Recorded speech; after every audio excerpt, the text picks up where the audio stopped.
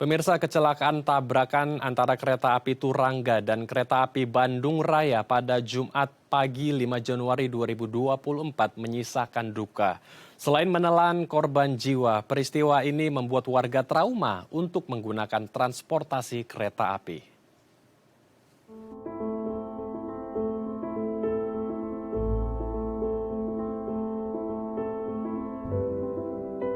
Kecelakaan antara kereta api Turangga dan kereta api Bandung Raya terjadi pada Jumat pagi 5 Januari 2024 di petak Jalan Cicalengka, Kabupaten Bandung, Jawa Barat menjadi duka bagi Indonesia.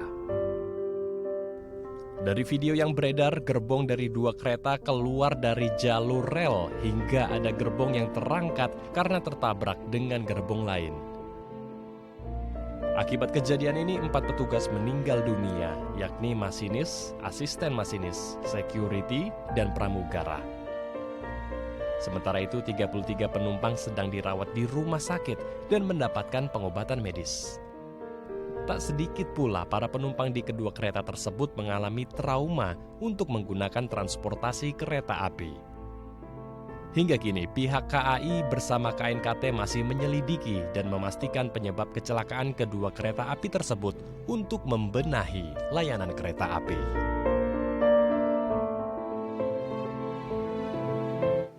Ya, untuk membahas sebetulnya apa yang perlu diperbaiki dan dibenahi dalam sistem transportasi kereta api kita. Untuk membahasnya, kita telah terhubung langsung dengan Joko Setiowarno selaku pengamat transportasi. Kita langsung sapa narasumber kita. Selamat siang Pak Joko, Assalamualaikum. Apa kabar Pak?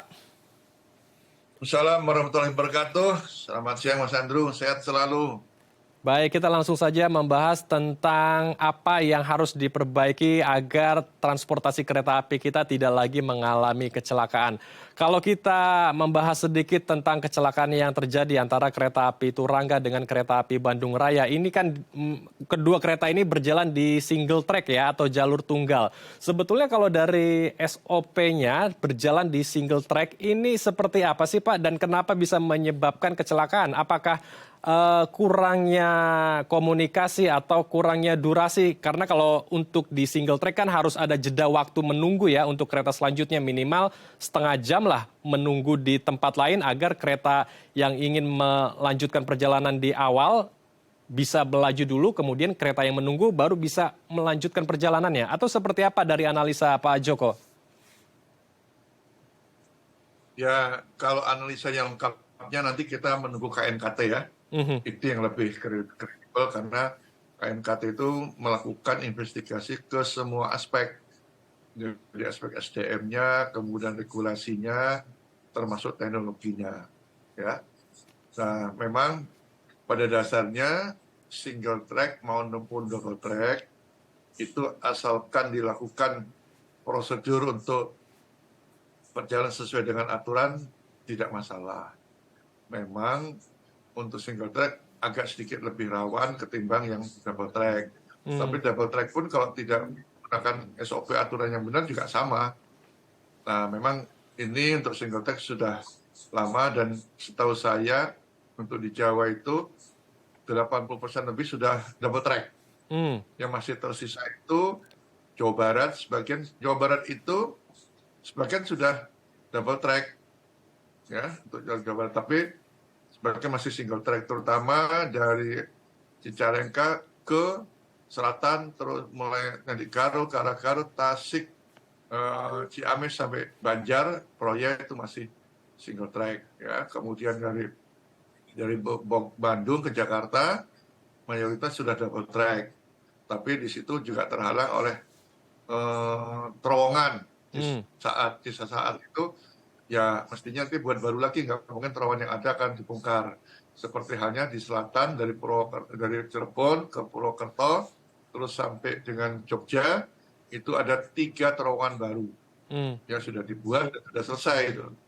Nah, pertama kali di Indonesia yang buat double track itu dulu jalur Solo Jogja, zaman Belanda sudah double track dia. Kemudian dibangun lagi, ya, dan sekarang kalau di Jawa tadi saya katakan sudah lebih 80%.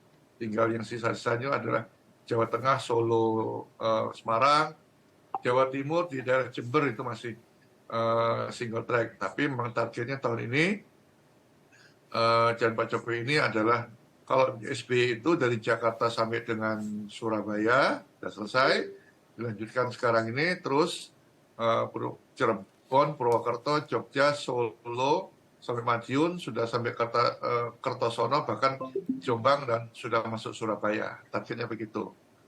Nah, berkaitan itu juga Surabaya Raya dan Bandung Raya ini sengaja dibuat double track yang nantinya ada elektrifikasi untuk listrik seperti halnya di Jabodetabek dan sudah merambah dari Jogja sampai dengan Solo. 5 tahun ke depan Surabaya Raya dan Bandung Raya akan ada KRL dan sekarang sudah dimulai dengan operatornya PT KCI yang mengelola komuter lain di Jakarta. Begitu, Sandro. Baik, jadi kalau untuk double track sudah ada 80% ya kurang lebih yang ada di tanah air kita untuk rel kereta api. Namun masih ada beberapa rel tunggal atau single track yang masih ada. Kalau untuk single tracknya sendiri untuk meningkatkan kembali sistem keamanan, apakah pusat kendali juga di-upgrade Pak Joko, dan apakah juga ada durasi yang lebih diperpanjang lagi ketika ada 2 kereta api yang ingin melewati single track, durasi tunggunya harus diperpanjang dulu untuk mendahulukan kereta yang pertama, Pak Joko? Ya, tentunya prinsipnya kalau single track itu antara stasiun 1 dan berikutnya itu, kalau ada pemberangkatan kereta, harus ada jaminan bahwa di depan yang sebelum dilewati itu jalurnya itu aman. Aman artinya tidak ada kereta yang berlawanan untuk diberangkatkan. Nah itu harus dijamin aman baru diberangkatkan. Nah itu syaratnya itu aja sebenarnya. Tapi beda sama double track, mereka boleh persilangan kan, nggak apa-apa. Karena satunya sepur 1, sepur 2. Nah tapi kalau single track nanti biasanya menunggu tuh di stasiun. Nah stasiun itu minimal dia punya 2 sepur lah, ya 2 sepur, 1 menunggu yang masuk ke stasiun mungkin atau yang lurus, ya. Nah kebetulan di jalur ini memang sehari-harinya tuh sekarang sudah cukup padat, ada lebih kurang 90 perjalanan lah. Ada kereta komuter Bandung Raya, itu Cicalengka, Bandung sampai Padalarang. Kalau nggak salah sekarang headway-nya 45 menitan, ya. Kemudian ada kereta jarak jauh. Ya, kereta jarak jauh ini kalau masuk Bandung mungkin dia ya pagi lah. Pagi sampai dengan jam-jam 8-an itu kan. Kemudian nanti sore mulai berangkat lagi, ya seperti itu. Jadi dia memang perjalanan jarak jauh sampai dengan Surabaya melewati jalur selatan. Jadi lewatnya Bandung, nanti ke arah selatan, itu Garut, Tasik, Ciamis, Banjar, Kroya. Terus ke selatan, kalau sudah ke Kroya, sudah double track gitu.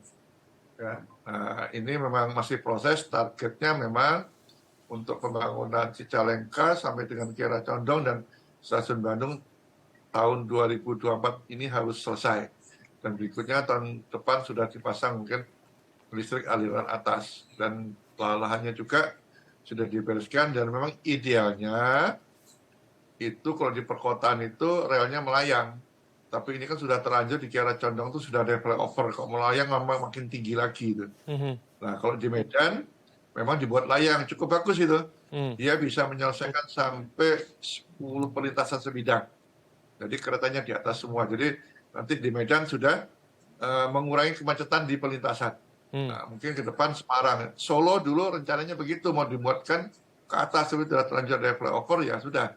Termasuk flyovernya dibangun, tapi kalau saya bilang berikutnya Semarang. Semarang dibuat ke atas saja sudah. Biar nanti perlintasan sebidang sudah mulai berkurang. Seperti itu. Baik, jadi kita harapkan juga ya pembangunannya tetap bisa berjalan dengan maksimal sehingga di 2024 ini bisa lebih baik lagi untuk transportasi kereta api kita. Masih membahas tentang single track, Pak Joko, karena single track ini kan menggunakan sinyal mekanik ya di pusat kendali kita. Apa sebetulnya yang menjadi kelemahan dari pusat kendali yang ada di single track? Apakah masih belum bisa merespon dengan cepat seperti elektrik, Pak Joko, sehingga miskomunikasi lebih rentan terjadi? Eh, Ya memang semua single track masih mekanik lah. Hmm, Ya sebaiknya nggak usah nunggu itu double track, biar sekarang sudah lebih mudah dilakukan pengoperasian, biar tidak ada masalah transisi ya. hmm, Itu agak rentan. Bukan saya bilang masalah sulit, itu rentan antara satu peta dengan peta berikutnya, ada yang double track dan single track, kemudian sinyal elektrik sama sinyal mekanik. hmm, Nah itu memang agak rentan lah. Ya, jadi memang akhirnya kembali ke manual juga. Bagaimana memastikan kalau katakanlah dari stasiun Cicalengka, ketika berangkat tanya ke petugas di stasiun Harupuku, udah steril, nggak ada kereta yang berangkat, nggak perlu dia berangkatkan. Mengalainya seperti itu. Dan itu masih memungkinkan lah. Tapi tahun ini kalau kita lihat, itu kan kalau di tracknya yang ada sekarang itu kan ada tanah ya. Itu tanah itu sudah disiapkan tuh double track itu. Lihat hmm, aja di pinggir-pinggir itu sudah terpasang sudah terletak ada railnya plus dengan bantalannya. Itu target memang. Tapi ya mungkin ada yang tidak dikehendaki, kemarin terjadi kecelakaan. Ya mudah-mudahan ini yang terakhir lah. hmm, Ya memang ini kategorinya kecelakaan kereta api. hmm, Yang sering itu kan kecelakaan di perlintasan kereta. Jadi bukan kecelakaan kereta itu hanya dua, keretanya anjlok, seperti halnya bulan November lalu di Kulon Progo, pas itu tikungan itu ya, yang mungkin kelebihan kecepatan atau ada masalah lainnya, ya tetapi nggak ada korban jiwa, cuma dia berdekatan dengan kereta berikutnya agak bersenggolan. Tapi yang tabrakan seperti ini tuh terakhir nggak salah terjadi eh, di Bintaro. Kalau yang lain-lainnya itu seperti 2002, hmm, itu pernah di stasiun Ketangguhan Brebes ya, istilahnya sodomi dari belakang. Kemudian tahun 2009 di stasiun Petarukan itu juga sodomi dari belakang. Jadi kemungkinannya itu yang pernah juga 2006 hmm, bukan sodomi tapi dia informasinya tuh ya agak pelik juga, ada jalur lurus ya, lurus keretanya lurus, tapi tiba-tiba ini yang dari stasiun nggak boleh berangkat, tiba-tiba dia jalan sendiri. Bisa hmm, jadi itu terkadang ada masinis yang melanggar sinyal berhenti dia langgar, itu juga bahaya hmm. ya. Makanya ini istilahnya saya bilang ini human factor. Nanti dilihat dari sisi SDM-nya bagaimana, ya, sisi teknologinya juga nanti Mhm. dilihat apa kekurangannya, termasuk juga regulasinya, aturan-aturannya sudah tepat atau belum. Gitu. Baik, jadi Yang ada kurang akan berbagai ditambahkan. Baik, jadi ada berbagai aspek yang perlu ditinjau kembali ya, dan kita harapkan juga kecelakaan yang terjadi antara KA Turangga dan Bandung Raya ini menjadi yang terakhir ya, karena cukup menyisakan duka bagi warga yang ditinggalkan oleh orang-orang yang telah meninggal dunia. Kita akan melanjutkan kembali Pak Joko karena masih banyak pertanyaan yang saya ingin ajukan, seperti ada banyak rel kereta api yang tanpa palang pintu, tanpa sinyal, tanpa lampu juga, sehingga menimbulkan kecelakaan. Bahkan sampai saat ini masih juga ada rel kereta api yang melintas di pemukiman padat penduduk. Ini bagaimana sebetulnya Pak aturannya? Apakah pemerintah membiarkan hal ini memang sudah menjadi hal yang wajar untuk mereka, atau sebetulnya harus dibenahi karena juga berisiko menimbulkan kecelakaan, Pak Joko? Tapi ditahan Pak, kita akan bahas usai jeda ya. Baik pemirsa, kami akan kembali usai jeda, tetap di Halo Indonesia.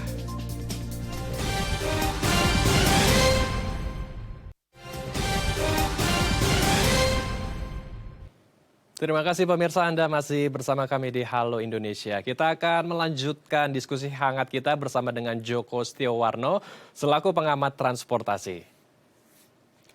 Pak Joko, melanjutkan pertanyaan saya di segmen sebelumnya. Jadi selain single track yang rentan memicu risiko kecelakaan, ada juga aspek-aspek lain Pak Joko yang juga memicu kecelakaan bagi transportasi kereta api dan warga lain ya. Seperti Rel single mungkin yang tanpa palang pintu, kemudian tanpa sinyal dan lampu. Ini di tahun 2023 lalu juga banyak sekali memakan korban jiwa. Apa yang sebetulnya perlu dievaluasi untuk KAI dan pemerintah juga? Ya, kalau yang perlintasan sebidang ini memang ya ada yang sudah bisa diselesaikan, ada yang belum. Kalau untuk jalan-jalan nasional, Kementerian PUPR sudah punya rencana strategis secara bertahap. Jalan rel yang melintas di jalan nasional akan dibuat jalannya flyover atau underpass. Hmm. Jadi mereka sudah buat perencanaan itu sampai tahun 2039 sudah tuntas lah. Saya lupa jumlahnya berapa ya, itu sudah dianggarkan bertahap mereka.